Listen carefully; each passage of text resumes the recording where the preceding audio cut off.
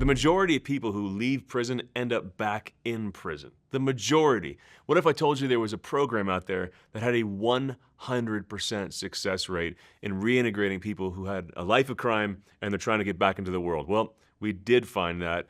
And as we dig into that story, we're going to uncover secrets for your success and thriving, and more beautifully, how God takes your most profound failures and brokenness, even the things that were your fault, and turns that into a redemptive story. All that today on the Chris Stefanick Show.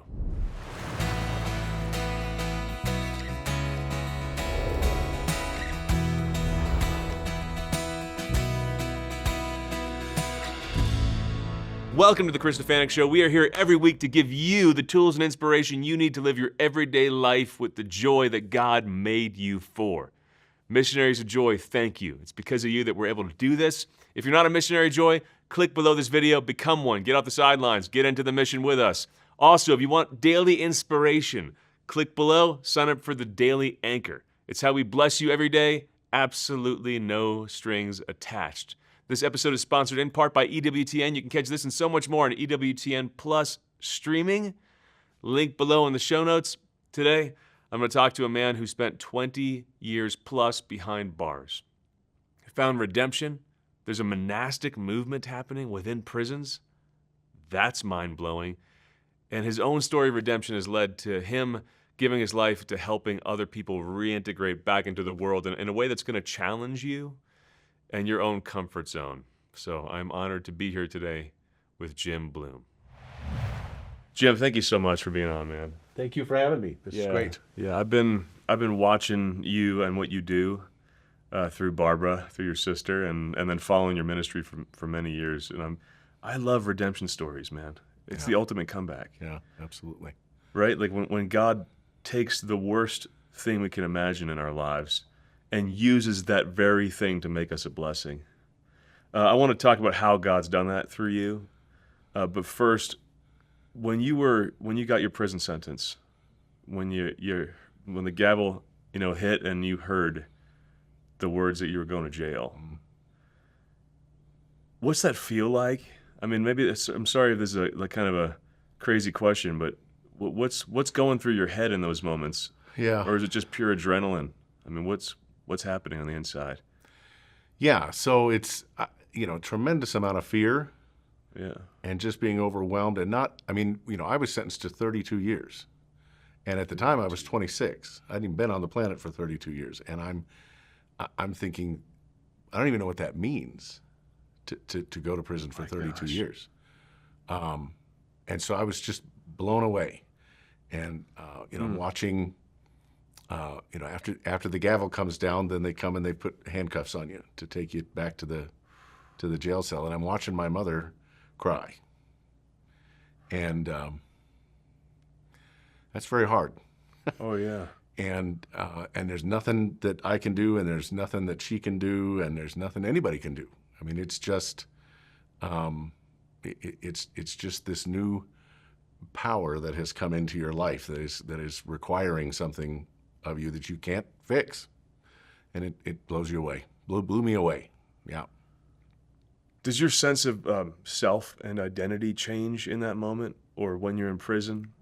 Did you feel condemned? Did you feel like you yourself were less than? Did you feel or repentant in that moment? Like was it a waking up moment? No, not at that time. Later. Later. Yeah, I was still, first of all, overwhelmed. I was in denial about my crime at that time. I was still telling people that I was innocent. And you believed it? No. I mean, Okay. I knew I was guilty. Okay. But I was still putting on this face and this lie. And so I was focused on that. I was trying to get myself out of this situation still, even after the conviction. My intent was to appeal right away, which I did. Yeah. And obviously that didn't work out. But it was, Chris, I was an arrogant fool when I went to prison. I was a stupid kid that thought I had the world by the tail. Hey there, I just want to share something really important with you guys real quick. You know what's crazy? This entire show, every episode, every conversation, every life changed, only happens because of our supporters. The Chris Stefanick Show is powered by people like you, people who believe in spreading the joy of the gospel. Now here's the deal. Each year we reach millions of people, but there are millions more that have not received not just the good, but the great news of the gospel. We want to reach those people, walk with them, and that's where you come in. When you become a monthly donor, a missionary of joy, you're not just donating, you're actually making this mission possible. You're helping us bring the hope, truth, and joy of the gospel to a world that desperately needs it. And that's not all. As a missionary of joy, you get exclusive access to all our video series, including Living Joy, Rise, Renewed, Fearless, and more. You get exclusive early access to new releases. You get Monday motivation texts direct from me. And you get access to our daily anchor, daily inspiration to fuel your faith. The truth is, the gospel is too good to keep to ourselves. If this show or our work has encouraged you, challenged you, or strengthened your faith, imagine how many more lives we can change together. Don't just watch the mission, fuel it. Click the link below and become a monthly donor today. It'll be the best investment you make this year. I thought I was going to fix this situation still, and I thought that somehow I was going to be vindicated and move on with my life. And Wow. And it wasn't until later that repentance came and change came. I had grown up in a Catholic family until I was about 6 or 7, but I left the church, very young. And through my teenage years, I became very, I had kind of a Gnostic worldview.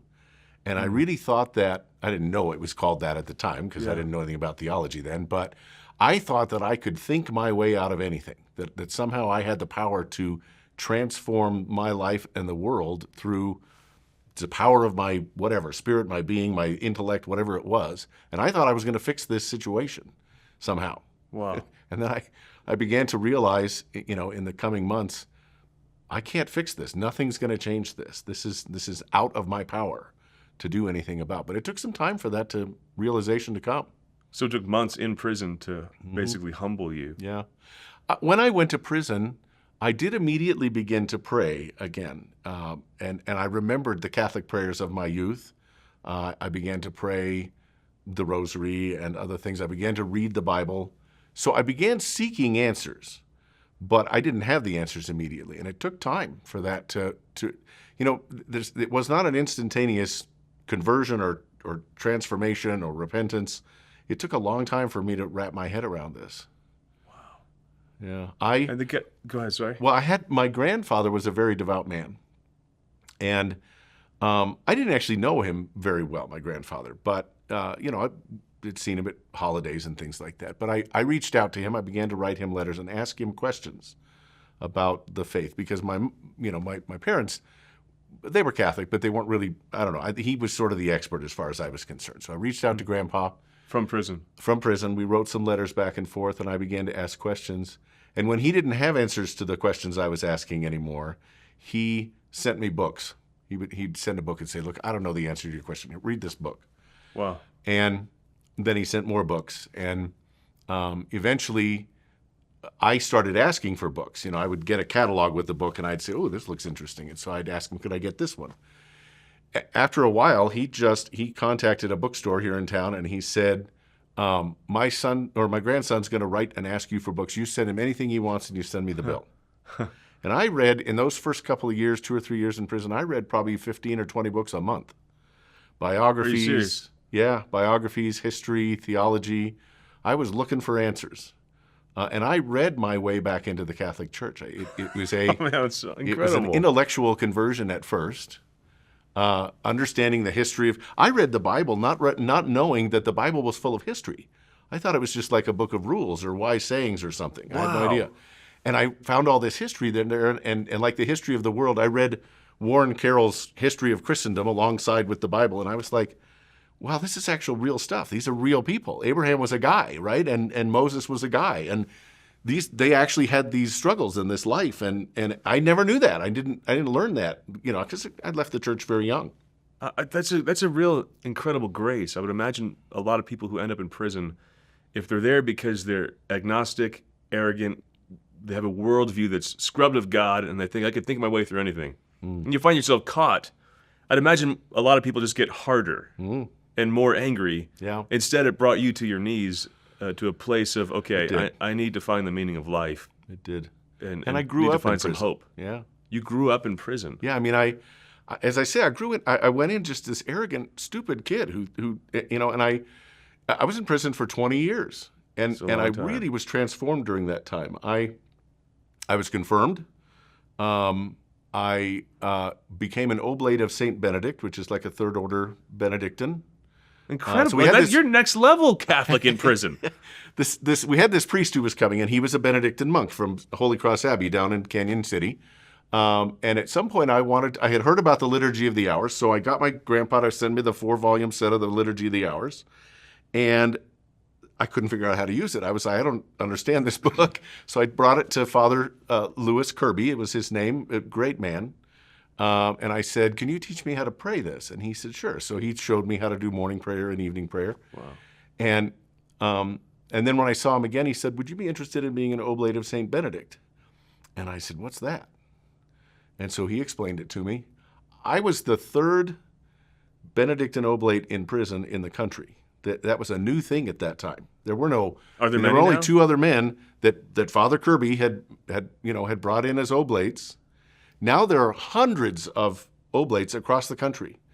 You're kidding. Yeah, no, yeah. When Holy Cross Abbey shut down, Father Kirby moved to St. Benedict's Abbey in Atchison, Kansas, and brought the prisoner oblate program with him there. And now it's run by Father Matthew Habiger and a layman by the name of Craig Cummins. Still in very close contact with them.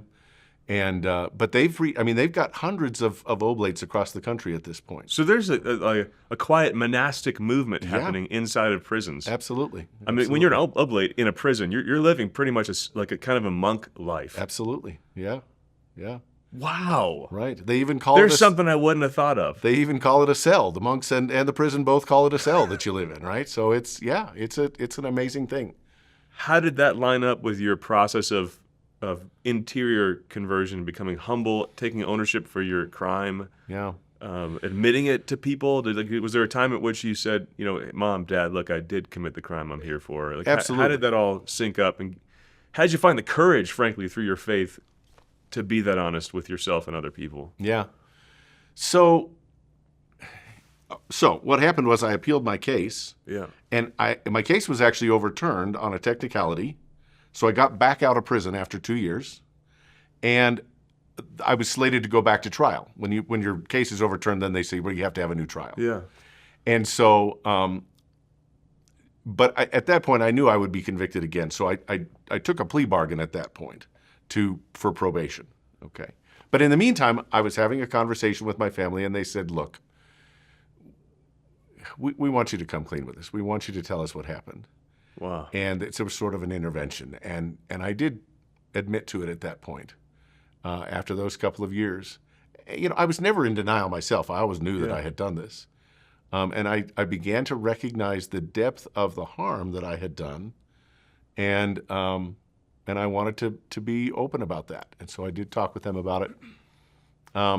What happened is I was on probation for a short period of time, and I was revoked from probation and sent back to prison because I wasn't doing well in the treatment program that they had me in. Wow. And so that was difficult. Now we've got another sentencing, another gavel, gosh. another set of handcuffs, and Mom crying again. Oh. And so I said, I'm done with that. I'm done with watching my mother cry as they haul me away in cuffs. And so I went back, and that's when the journey of that humility really began. That's when I started to the journey of the Benedictine oblate. Wow. That's when before that I had still been sort of defiant for those couple of years, trying to get out of this. Wow. And it wasn't really until about 3 or 4 years into this process that I really began to wrap my head around what I had done and why I needed to change. So and then I had been studying informally with these books that Grandpa was sending, and I heard about a place called the Catholic Distance University, and I wrote to them, and they allowed me to start studying there. No way. Yeah, Yeah. So they were very generous. They allowed me to take classes, and they just build an account. And my mother sent them $50 a month every month that I was in prison. But they were buying all the books. They were That's incredible. And then after So I you got got out a of degree prison, in theology in prison. I got a master's degree in theology. That's cool. Yeah. Yeah. And it was a great spiritual journey. I learned so much. Yeah. Yeah. I'm guessing. I mean, for most people, prison is not truly rehabilitative. Why? Right. It seems like it's set up. I mean, especially if you're in like a, really intense prison with a lot of gangs. If you're studying prison systems in California with a lot of gangsters in it, the gang system persists inside the prison. Yeah. You need to be part of one of them to survive. Right. You could join the Christian or Catholic club maybe within that, and if you're lucky, you're left alone. When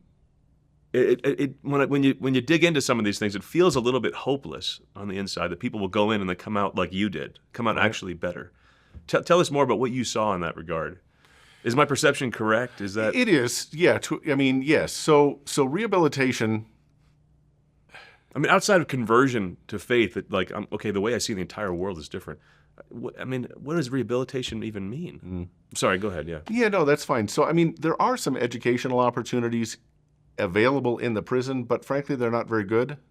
They'll allow you to study for your GED if you don't have that. I already had a bachelor's degree when I went to prison. Yeah. So I was kind of ahead of the game from most of the guys. And I grew up in a very sort of normal middle class kind of family, which was very different. I mean, many of them, not that my family was perfect, because it wasn't, but many of the men who are in prison come from very dysfunctional backgrounds where nobody is functioning properly and nobody knows how to communicate. And there's abuse and there's alcoholism and there's violence and there's all of this stuff. And they grew up in neighborhoods where the gang life and going to prison that's still rite of passage. That's just normal. That's what people do. Yeah. I didn't grow up with that. No, it's literally, I'll say that again. It's part of life for some people. Yeah. It's expected. Like, I was a youth minister in the East LA area, and there was neighborhoods near where my parish was, where there would be people recruiting 8, 9-year-olds. The recruitment would start into gangs. It's expected. You live in this block, right? You're joining this gang, or else you're going to be physically hurting. We're getting you. And part of it is you're going to prison for at least a short time. Yeah. You're going to do something that lands you there, and and it's a rite of passage. It's like, now I'm a man.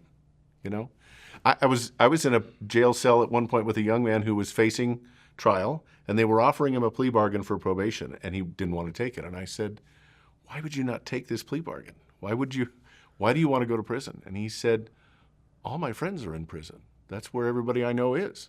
Wow. There's nobody I know out on the streets." Wow. It was crazy. Yeah, and it's a whole different way of thinking. So, yeah, as far as rehabilitation, you have to seek it. You have to want it. Yeah. And most guys, look, everybody wants to be successful, but they don't know how to get there. And so they don't know what to do. And so they're not really seeking rehabilitation because they don't know what that means, and they don't know what it looks like. I was blessed to have a family that taught me the right things when I was young, even though I didn't follow them. And I was able to find those things again. Yeah. Praise God for that. Amen. Go ahead. No, so when you're getting out of prison and you want to re-enter society, and you know that you've had this massive conversion, you're different, you're ready to be welcomed with open arms by society and rejoin everyone, right? Right. That's where the real fun begins. Yeah. And that this pain, and we'll come to this in a minute, but this is the pain that led you to start My Father's House. Right. What do you experience when you try to re-enter?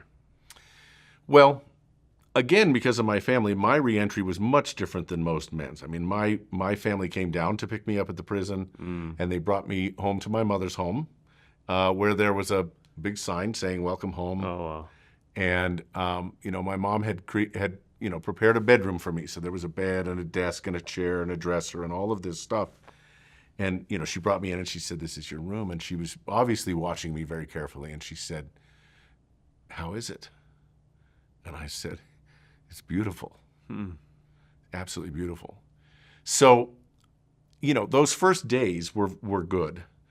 I will tell you, though, it's tough reacclimating to society. It's not just tough finding the job, and that's a heck of a stretch. And it's not just tough like the practical stuff, but having been in prison for 20 years and around in a situation where you're constantly in fear of being attacked, your adrenaline is constantly rushing. you're constantly in this. It's almost like war. It's like that PTSD from war, Wow. where you never know what's going to happen next. To come into a place where it's just me and my mom, to try to decompress from that. People say, how long did it take you to get past that and to feel normal again in society? I've been out 9 years, and I'm still getting over it. Just learn to some extent. reset the thermostat to relax. There are times when I get into a big crowd, or I get into a situation that's very unfamiliar to me, and that adrenaline pumps again, and I can hear my heart racing, and Wow. my breath gets short, and it's difficult. Yeah. So what's it like when you try to apply for a job and they're looking at your resume and, so what have you been doing the last 20 years? Right. That's the question. How do I explain this last 20 years? And Does everyone just turn you down? Like, what kind of job can you get? So, I had a degree in music education, Yeah. my bachelor's, and I had a master's in theology, neither of which does me a darn bit of good when I'm trying to find a job as a convicted felon, right? Yeah, I hear you. Now, Can I teach at a high school? Can I work at a church? yeah, absolutely not. Right? Even those settings, even a church setting is going to say, well, yeah, there's not much you can, Yeah. that our legal team will let you do here, Right. So which is kind of a dang shame. Anyway, go ahead. I'd like to tell you that I struggled horribly to get a job. Yeah. I actually got the first job that I applied for, but I always Thank get the first God. job that I apply for. So Thank God. I don't know what that blessing is from God that has allowed me. What I got was a job working for a call center, answering calls for some companies that you would know, and just doing customer service for them, making $10.50 an hour. Okay. So it was minimum wage, and it was a very low level job. A guy with a master's degree Yeah. and another degree, but that's Yeah. pretty much the only thing you're going to be able to That's aim right. for most of That's these right. guys. And most guys don't have the education that I had and can't do that. And so it's manual labor. It's digging ditches. It's holding the stop sign at the construction site, doing flagging. Yeah. It's working in a warehouse. Even though they might have all kinds of skills, like they might have electrician skills or plumber skills or whatever, but they're not going to get that job. And if you have no family, and what hope is there for you? Right. Exactly. I mean, you wind up in a shelter somewhere, wind up on the street Yeah, somewhere. you can't. You come out and get one of those jobs. It's hard to afford to pay your rent Right. in Denver with one of those jobs. Exactly. And it could take 2 or 3 months for you to land an actual permanent job. You might just be doing day labor for the first 2 or 3 months. You're homeless for a little while. Yeah. If you don't have anybody to help you. I've seen guys recently released walking literally on the side of the freeway, or kind of a funny phenomenon. You've probably seen this running on the side of the freeway in their prison outfit. They're not dressed in regular clothes. Where the doors are open, there's no one to greet them, and they don't know what to do with themselves, so they just run. It's kind of a tragic scene. Yeah, it is. I mean, when a guy gets out of prison and he's got no one to help him, basically they just sort of turn him loose and say, figure it out. And there are some resources, but unless you know what to do with those resources wisely. And have hope. Yeah, and have some hope that this is going to turn out okay. It's very easy to go right back to what you were doing, to go back to criminal ways that are the only ways that you know, and how to make money and how to live. Yeah, how many people who are released from prison end up back in prison? So the statistics are something like 60 to 70% of people go back to prison eventually for one reason or another. Yeah. 60 to 70%. Yeah. Right. Yeah, that could be for a new crime. Yeah. Or it could be for a technical parole violation. But yeah. What do we need to know about, people who haven't lived through what you've lived through? What do we need to know about prison inmates, people who were just released from prison? Because sadly, some people look at those stats and think, I don't need to know anymore. Everything that all my preconceived notions are confirmed by that. I need to stay away from these people. They're monsters. They're whatever they are that can't become part of society. Living with these people for a long time, you see that they're human. Right. But speak on behalf of these people who often, end up back there because of how all of society is seeing them. There's not an open armed welcome back in. So, everybody wants to be successful. Everybody wants to have a decent life, right? I mean, we know that. Some people don't know how to do it. Yeah. And so, men who get out of prison, they want to be successful. So they're not much different than anybody else. No, of course not. Of course not. Now, I do tell guys when I talk to them, I do tell guys, there's basically two reasons why people don't do what they're supposed to do. One reason is they don't know how. They don't know how to get up every morning and do the next right thing. They don't know what the next right thing is. They don't know how to make a plan. They don't know how to discipline themselves and say no to themselves, and to figure out how to move forward, piece by piece. The other reason people don't do what they're supposed to do is they don't want to. They want to do whatever they want to do. And I would be lying to you if I told you that some of the guys that get out of prison aren't that. There are guys who get out of prison who aren't interested in doing what's right. They just want to do what they were doing before. Yeah. But that's not the majority. You don't think it's the majority? No. The majority of men want to do what's right, and they want to change, and they want to find this way forward, but they just don't know how. Wow. And they've got no one to help them, and they've got no one to teach them. Their families didn't teach them these things. Their schools didn't teach them these things. They don't go to church, so they have no one there to teach them anything. They see that as a judgmental place or a barrier or whatever. Wow. And so, they don't have anybody to help them, and they can't figure it out. Well, enter Jim Blum into the scene. Well, yeah. A couple of scriptures come to mind. I love this scripture that God comforts us in our affliction so we can comfort others with the same comfort we receive from him. Do you follow that? He comforts us and brings us through trials so that we can take the very thing that he comforted us with and use that to comfort others. Right. And I also love that he doesn't just do that for others directly. He wants to share the joy with us of being his blessing, you know? And then God makes all things work out for the good for those who love and serve him. So even your experience of profound failure, right? And being the guy that you described was an arrogant man, an arrogant fool. Your experience of prison, like it's so beautiful, the redemption of God, that he rolls that into his plan. Like he didn't will that you do those things, but since you did, okay, I'm rewriting the script. This is part of the plan and the glory story. Like there's no point at which we can't make the U-turn out of where the direction we're going and get on that new script that's even better than it would have been had we not messed up. And that's the mind-blowing power of God. Yeah. And it's shown all over your life. So how have you turned your experience and reintegration and getting to know the prison system and the whole thing into My Father's house? What are you doing for these guys? So while I was still in prison, I spent a lot of time talking to other men because I was studying the human condition. I was trying to figure out why I did the things that I did. What makes people do these things? Wow. And so I would talk to guys. They would come to me. I guess they thought that I had answers to their questions, and they would ask me for help, and I would help them. But I took it as an opportunity to really just talk to them and figure out, why did you do what you did, and why did I do what I did? Wow.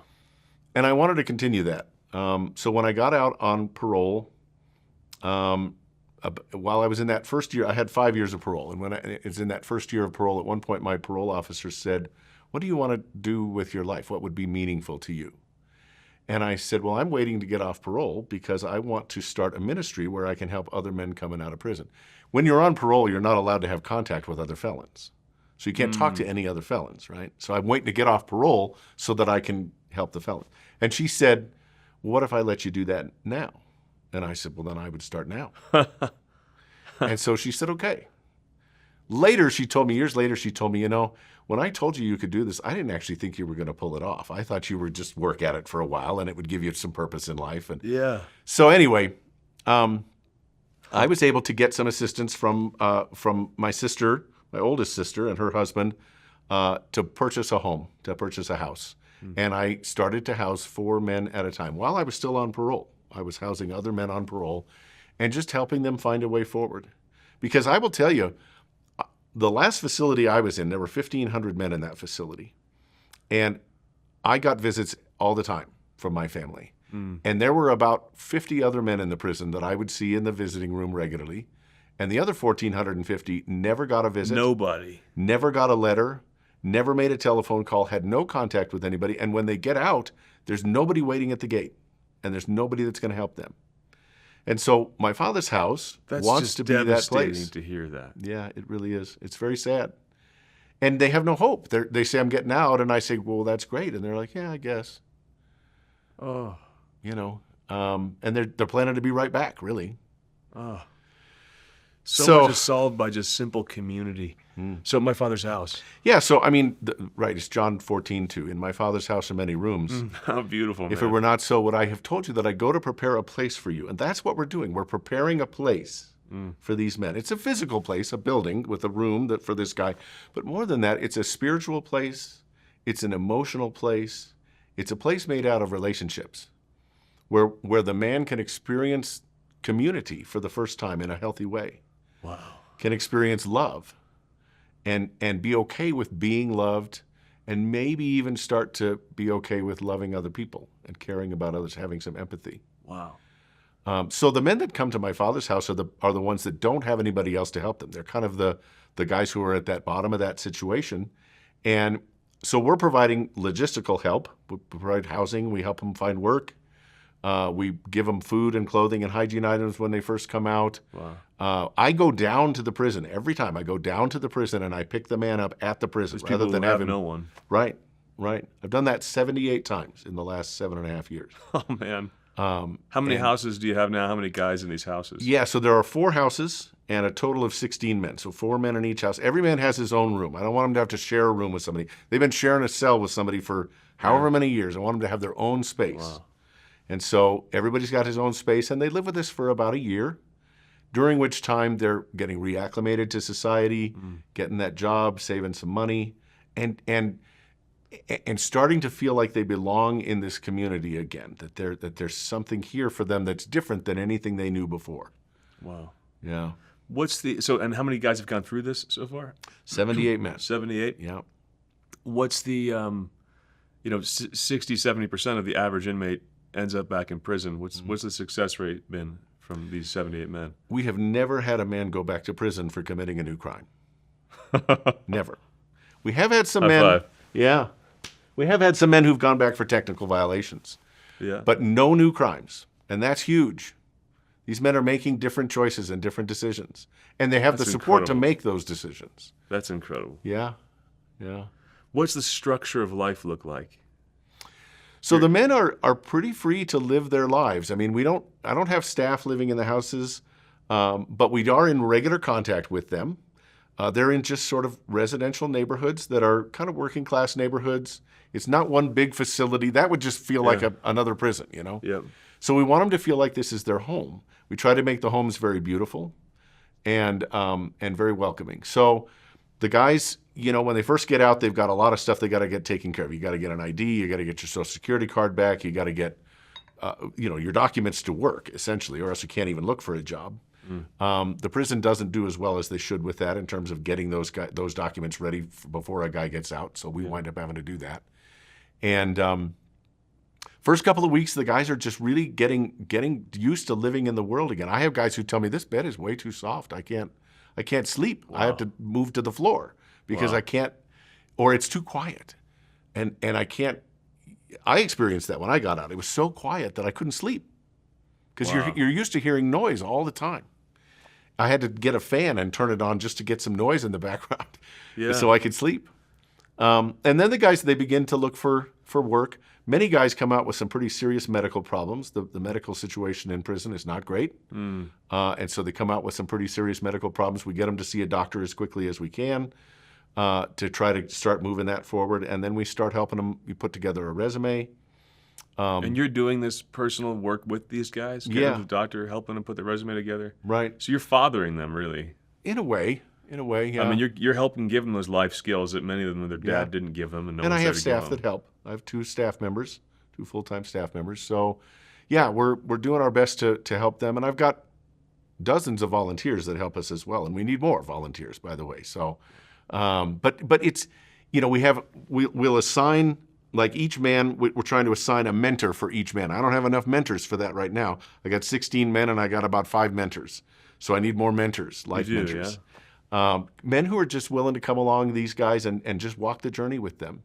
What's the website so people can reach out to you, maybe to say, I want to be a mentor, I want to help out, I want to help in some way? It's myfathershousedenver.org. myfathershousedenver.org. You take inmates who are getting out from all over the country? If someone's watching their kids getting out, they're... So they have to be on parole in Colorado. That's because of the funding structure that we have. A fair chunk of our funding comes from the DOC, and so the rule is they have to be on Colorado parole. Okay. Now you can get transferred into Colorado parole from outside the state, but we've never actually figured out. We've never actually accomplished that. We need to spread this around the entire country, don't we? Yeah, it would be wonderful. Yeah. I mean, 100% success rate so far is pretty good record. Yeah. Yeah. Seems like all of society might benefit from that being everywhere. And the success is the men's success. Yeah, that's right. They're the ones that are making the right decisions. Yeah. So what are the aspects of it? And I ask this not just for those guys, but for all of us, because all of us are broken humans who are a little closer than we realize to falling into a dark abyss without God helping us. Yeah. Than our community that we take for granted. So many of us take for granted, saving us, right? Right. If you could boil down what's driving these men who succeed. To a couple elements that maybe we could all adapt into our own lives. The first is humility. The way I define humility is having a really good understanding of yourself, knowing what are my weaknesses and what are my strengths, and having a really good appraisal of that, and then knowing, so I've got these weaknesses and I want to work on those, and I'm going to make a plan to work specifically on growing in virtue and growing in strength to be better. And I'm going to use these strengths that I have to help myself and to help other people. I will tell you that, you mentioned that I turned this into an opportunity to help others.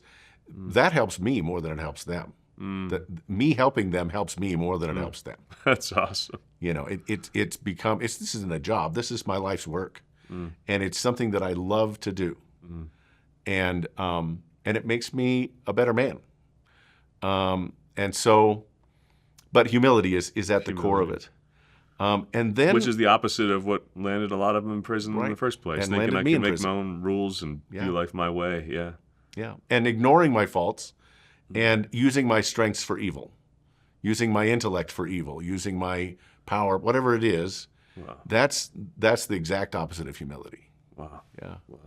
Another thing that's really important is the ability to say no to yourself. Which isn't easy, and it's a thing that many of my men just don't know how to do it. Basic self-control. Yeah, absolutely. And they learn that in these houses. We hope so. Yeah, absolutely. I'd like to say that they all come out the perfect picture model of a human being. They don't, but they're moving forward with their lives. I've got men who've purchased their own homes. I've got men who've been out for years and are doing well. They've gotten not just jobs but careers. They've gotten back in touch with family. I got one guy when he first got out, his mother said, "Look, I'm going to help you with the first month's rent, but don't give him my phone number. I don't want to talk to him." Wow. And I said, "Why not?" And she said, "There's just too much baggage." That guy, he was one of my first guys out. That guy still calls me every week, and we talk, and he's reconnected with family. He's moved, near his mother because she asked him to. They spend time together. His life's just been transformed. And it's because he learned to say no to himself, and it was because he began to see that there's a different way of thinking about life. Yeah. And a different way of thinking about himself, right? Yeah. And your identity's obviously profoundly shifted. You're not condemned criminal. You're a child of God and someone imaging who he is as father. Yeah. When people ask you, what did you do? How do you respond? When people try to draw you back into, do you feel people drawing you back into old identities and feel like, no? When they ask me what my crime hard was? pass. I don't need to go there. Yeah. I've had people ask me By the way, that don't question. leave in the show notes because I'm not answering the question. It's irrelevant, but go ahead. How do you respond? I, for the most part, I will tell people what I did, but I ask them a question first.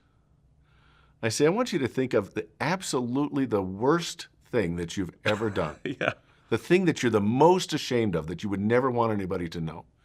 And then I say, do you want to have a conversation with me about that? Right. And they say, no. And I say, I don't really want to have this conversation either. Yeah, good. So it isn't, I'm not hiding from it, but it's something that I'm terribly ashamed of, and that I recognize the harm that I did, and that that harm goes on. Yeah. It's not something in the past. It's something that continues. And I've had men tell me, some of the guys will tell me, I did this thing, but it's in the past. It's done. Yeah. And I say it's not done, and it's not in the past. Its effects are carrying on, and you should continue. Yes, you're forgiven by God if you've asked for forgiveness, and yes, maybe the guilt is erased, but that remorse and that regret should always remain, because the pain is still there in the people that you hurt, and in yourself. Yeah. And yet, who you are is new. Yeah. Anyone in Christ is a new creation. That's true. The beautiful irony is that realization of His love and your new identity is the thing that gives you the power to bear the full weight of responsibility. It's not the opposite. It's not a shirking of, right? Right. It's like I know I'm beloved, so I can actually sit here in regretting what I did. And Right. say, Lord, I give that to you, which applies to everybody who's watching. Yeah. But I'm sure there are lots of people in these neighborhoods who maybe want to drag people down to their previous identity or hold them captive forever. What's the response when people say, "Okay, here's a halfway house next door now. We don't want that here." Yeah. How do you fight for the right to re-enter in a neighborhood? So what we do is we try to be good neighbors, and we try to introduce ourselves. I introduce myself when I move into a new neighborhood. I don't necessarily tell them what I'm going to do right away, because I'm going to get a bad reaction to that. Yeah. What I want to have happen is for the guys to move in before anybody really knows. Because then what happens is the neighbors get used to them, and they're just the guys living next door. And then when the information comes out that this is actually what's going on here, they're like, well, but I know that guy, and he's not any different than me. He just goes to work every morning, and he's mowing his lawn on Sundays, and he's just living a normal life. And so they begin, if I walk up to somebody and immediately tell them I've been in prison and what my crime is, their reaction is, oh. See ya. But if they get to know me a little bit first, and then I divulge that, then they're like, really? I would never have guessed that, because I'm a different man now. And these men are different men now. They're trying to move forward, and they're doing well. And when the neighbors see him, they're like, okay, that's just a guy, and he's doing his best just like I'm doing my best to be a regular human being. In need of a redeemer. Yeah. Like everybody. Right. How beautiful. What a great reminder. Worst kind of day in your line of work and best kind of day in your line of work. The best thing I do is get a man out of prison. Like literally pick him up. Yeah. I literally go down and I pick him up. I've done that 78 times. It's the best thing I do. Tell me about that. What's it like? I pick a guy up. Generally, I start off with a prayer. Ask him, can I pray for you? So do they know they're coming to a house that's also absolutely I'm not forcing religion on them, but they know that I'm Catholic and that I'm doing this for religious reasons. I'm trying to show them the love of Christ. So I ask them, can I pray? And invariably they say, sure, yeah, let's pray. And then I tell them a little bit about what we're going to do that day. And then we take off. I'm driving 2 hours from Canyon City to Denver, and I just stop talking. I want to know what he's thinking. And so it might be 10 seconds and it might be a minute, but eventually he's going to start talking. And first of all, he might have questions, or he might want to tell me something. But it's always interesting what's the first thing on this guy's mind. It tells me a lot about him. And sometimes it's really practical questions, like where am I going to find work, or how am I going to get food? But many times it's also sort of bigger, sort of existential questions, or they just want to tell me about themselves. They'll just start pouring out their life story, and it's 2 hours from Canyon City to Denver. I do this on purpose. I could easily just tell the prison system, bring him to the parole office and I'll meet him there. But I would miss this whole opportunity to get this rapport going with this guy then. Wow. And so they tell me their whole life story for the most part, and they lay it all out, and I can hear their hopes and their fears, and I can hear their dreams, and they start to ask me questions. I navigated parole. I know how it works. I can answer the questions about what's this day going to look like. One guy was so panicked. He kept saying, well, what's going to happen with this? What's going to happen with that? What's going to happen with this? And I said, I've done this. At that time, I was probably 70 times. I said, I've done this 70 times. There's nothing that's going to happen today that we can't handle. Everything is going to be fine. Tonight, you're going to have a bed to sleep in. You're going to have food to eat. You're going to have clothes to wear. We'll deal with tomorrow. Everything's going to be okay. Wow. Yeah. How amazing. Right. And the greatest struggles working with these guys. Yeah, the greatest struggles is when a guy is going astray and I'm doing what I can do and it isn't working. I'm trying to talk to him. I'm trying to encourage him. Sometimes I'm trying to cajole him or even sort of like coerce him into doing what he's supposed to do. I start with an invitation and a proposal of something new. If that doesn't work, then I start to sort of work it out with logic with him and have conversations with him. Eventually, I might have to say, look, this is the way this is going to be, or we're going to have a problem, and you're going to have to change. But when I simply can't get through, and I've had that happen, it's very sad because I can see this guy heading for the cliff. And I'm saying, there's a cliff over there, and you're going to run off the edge of that cliff. And he's like, no, I got this. I'm good. And I'm like, you're not good. It's not going to turn out the way you think it is. And here's the thing about my Father's house is my Father's house is designed to allow men to make mistakes without the mistakes being catastrophic. I can fix a lot of stuff. I can fix stupid mistakes. I can't fix everything, though. Yeah. There are times when a guy makes a decision that's so life-changing for himself that I can't fix it. Yeah. I've had guys who quit a job that they've struggled to get because they think they got another job. And I'm like, wait, keep with this job until you're certain that you have this other job. Yeah. Because, I mean, if this guy was living on his own and he didn't have our help, that would be catastrophic. He would be back on the street. He would lose his apartment. He would lose everything he owns because he doesn't have the money, right? And so that's the struggle that I have is when I'm doing everything I can do to help this guy and he just isn't listening. He's not getting it. Literally, as you share that, it's a contemplative moment for me. I can see the Father's heart as you share that. Yeah. As you share what goes on inside of you as you watch these guys. Right. And all the many times I've failed in life and that all of us fail, he's just saying, if you would just listen to me, I'm inviting you home. I'm inviting you to do the right thing. I'm not here ready to condemn you and pounce on you. I just want my kid to be free. Yeah. Thanks for sharing that love. Yeah. And thanks for what you're doing. I also, it's also a challenge to all of us who call ourselves Christian, because it's very easy to talk about loving the most unlovable people, to talk about going to the leper, the rejected, the abandoned. When you actually think about it, it's a profound challenge. Yeah. Like would you be okay with one of these homes next door to your house? Right. Because it's essential for bringing about the kingdom is just simply loving people and letting them be and welcoming them and giving them space to expand. And Matthew 25 comes to mind too, the final judgment. Whatever you do for the least of these, you did for me. And I love that Jesus associates himself with people in need. When I was sick, when I was, when I had no clothes, when I was alone, you visited me. When I was in prison, yeah, God literally associates himself with the people you're serving. The people who have made themselves train wrecks by their own choices. Jesus says, when you visited that guy, that was me you visited. So thank you for helping us to see some of Jesus and the people that we would not only be dismissive of, but the people we don't even want to look at or be around sometimes. Yeah, that's the key. That's the key for bringing about the kingdom of God. It's simply loving people we're not comfortable loving. Yeah. Yeah. It's hard. Yeah, it is. But it's beautiful. Oh, it's the most beautiful thing. Yeah, it's transformative. Right? Love is transformative.